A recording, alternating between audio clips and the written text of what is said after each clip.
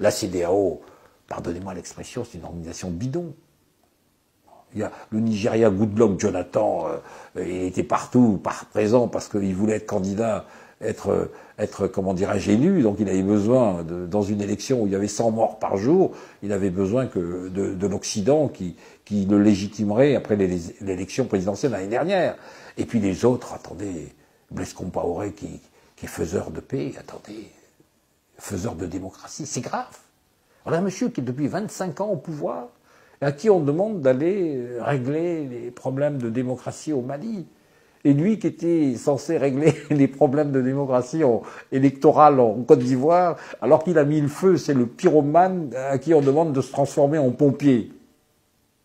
C'est terrible, c'est terrible et c'est malheureusement c'est une donnée réelle et c'est pour ça que vous avez aujourd'hui très clairement à l'Union africaine, à partir de ces dernières affaires, de ces dernières interventions militaires sous couvert des Nations Unies, qui n'obéissaient en réalité qu'à des intérêts de tel ou tel État, c'est clair, c'est pour ça que vous avez une cassure à l'intérieur de l'Afrique, des pays membres de l'Union africaine.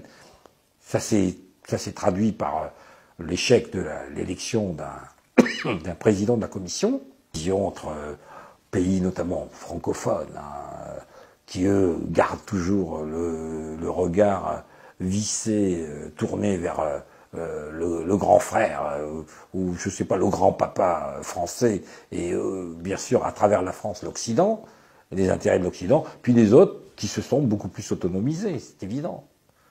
C'est évident.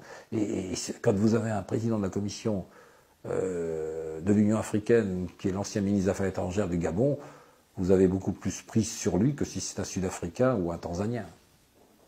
C'est les choses comme elles sont. C'est là, vous voyez, c'est là où on voit c'est la tête.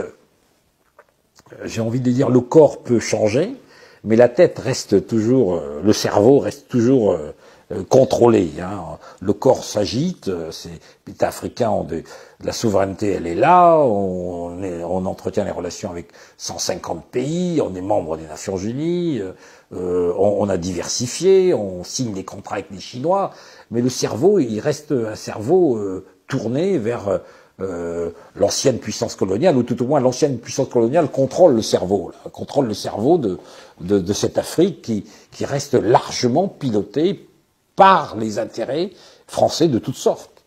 Pour la France, au fond, sa place ou son rôle, je le disais tout à l'heure, ou son rang sur le plan international, tient beaucoup au vote aux Nations Unies. Hein. Vous avez 15, 18, plus si vous ajoutez quelques francophones, un cercle plus élargi, c'est un bloc intéressant. Et c'est ça qui est à préserver. Si vous regardez même l'histoire de la France, avec De Gaulle, l'Algérie et tout, il dit bon, on commence à être attaqué aux Nations Unies, alors il nous faut peut-être terminer cette guerre pour mieux nous organiser. Et c'est vrai que la coopération, cette coopération, cette relation particulière, hein, née après 60, était subtile. Parce qu'en réalité, on montrait une évolution de l'ancienne puissance coloniale, qui reconnaît le droit des peuples à disposer d'eux-mêmes, etc., etc., qui assure que la souveraineté sera respectée des nouveaux États, mais qui, dans le même temps, bien évidemment, empaquette tout ça dans une vision qui est une vision néocoloniale, une vision paternaliste, une vision tout simplement